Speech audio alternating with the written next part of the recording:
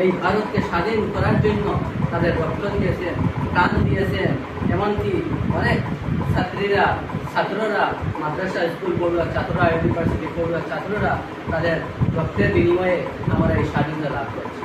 আজ দেখুন, এই ঐতিহ্যবাহী দিন আমাদের স্মরণ করা প্রয়োজন। এই ঐতিহ্যবাহী দিনের যেসব সংগ্রাম বা যা কিছু হয়েছিল তা আমাদের স্মরণে যদি আসে, তাহলে অটোমেটিকলি আমাদের চোখে জল এসে পড়ে। আর দেখুন, আমাদের ভারতবর্ষ, আমাদের এই ভারতবর্ষের যে স্বাধীনতা পেয়েছি, এই স্বাধীন ভারতকে মর্যাদা দেওয়া আমাদের কর্তব্য। এই স্বাধীন ভারতকে মর্যাদা দিতে হলে কীভাবে দিতে হবে? আমাদেরকে প্রথমে আমরা পরিবর্তন হতে হবে। যদি আমরা পরিবর্তন হই, তাহলে আমাদের পরিবর্তন দ্বারা এই ভারতবর্ষ স্বাধীনতা বা ভারতকে আমরা সম্মান দিয়েছি। ভারতকে সম্মান দিতে হলে আমাদেরকেও আমরা সম্মানিত হতে হবে। কীভাবে সম্মানিত হতে হবে? বিভিন্ন প্রকার দ্রব্য, বিভিন্ন রকমের ব্যবসা আপনারা দেখেছেন, বিভিন্ন রকমের ড্রাগ সহ বিভিন্ন অবৈধ ব্যবসা মানুষ করতেছে। এর দ্বারা আমাদের অসম্মান হচ্ছে।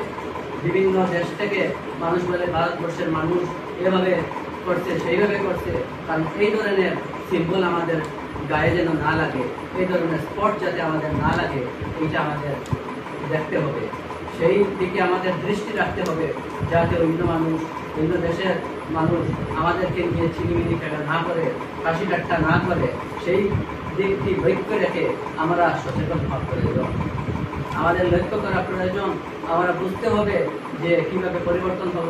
দেশকে সম্মান দিতে হলে সেইভাবে আমি নিজে স্যাক্রিফাইস করতে লাগবে। বিভিন্ন রকমের বিষয় নিয়ে যে কোনো একটা বিবাদ হয়েছে, সেই বিবাদটা কীভাবে মীমাংসা করা হয়, সুন্দর সুষ্ঠুভাবে মীমাংসা করা হয়, যাতে আমাদের দেশের প্রতি আঘাত না লাগে, দেশের যাতে কোনো অসম্মান না হয়, সেই দিকে লক্ষ্য রাখে আমরা কাজ করতে হবে। যেমন আমরা ছাত্র সমাজ বা ছাত্রী সমাজরা আছি, আমাদের কর্তব্য অন্য একজন ছাত্রী এক বিষয়ে অভিজ্ঞ নয়, যে বিষয়ে তার কোনো দক্ষতা নেই, তাকে বোঝানো। আমাদের ক্লাসে মনে করেন আরেকজন ছাত্রী আছে, যে সেই ছাত্রী এই চ্যাপ্টারের বিষয়ে পরিপূর্ণভাবে বুঝতে পারছে না। আমার যতটুকু জানা, আমার কর্তব্য হলো সেই ছাত্রীকে সহযোগিতা করা, সেই ছাত্রীকে বুঝিয়ে দেওয়ার জন্য। এইটাই হলো সম্মান। কারণ আজ যদি আমার থেকে যদি সেই ছাত্রী একটা শিক্ষা পায়, তাহলে এই আমাদের মর্যাদা থাকলো, আমরা ভারতবর্ষকে সম্মান দিলাম। এমন এক পর্যায়ে সেই ছাত্রী যাবে কারণ এই কথা থেকে সে যে জ্ঞান আহরণ করবে, সেই জ্ঞান তার একটা ভবিষ্যতের এই অন্ধকার পথকে আলোকিত করবে। এমন এক সময় আসবে, সেই অন্ধকার পথকে আলোকিত করবে ইহার দ্বারা। এটাই হলো আমাদের গৌরব, এটাই হলো আমার গৌরব। আমি যদি আরেকজনকে দেখিয়ে দেই, তাহলে সেটাই হলো আমার গৌরব। আমার কারণে, আমার এই সুপরামর্শ নেওয়ার কারণে, আমার এই সাহায্য পাওয়ার কারণে সে অগ্রণী ভূমিকা পালন করবে, তাই আমার গৌরব হবে। সেই দিকটা লক্ষ্য রাখতে হবে। আর দেখুন, যদি আমরা ছাত্রী সমাজরা আছেন, আমাদের বিভিন্ন বিষয়ে বুঝতে হবে। চলাফেরার দিক হোক বা মাদ্রাসা ছুটি হওয়ার পরে নিয়ম শৃঙ্খলাভাবে আমরা যেতে হবে।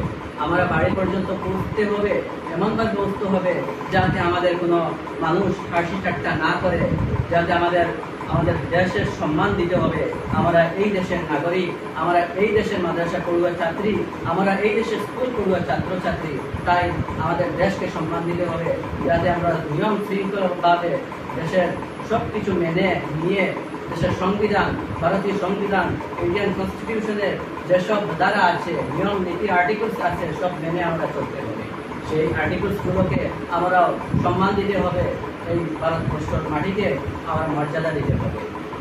তাই আমরা যাতে একে অন্যের সাথে রাস্তা দিয়ে যেতে হলে রাস্তার পাশ দিয়ে সাইড দিয়ে যেতে হবে।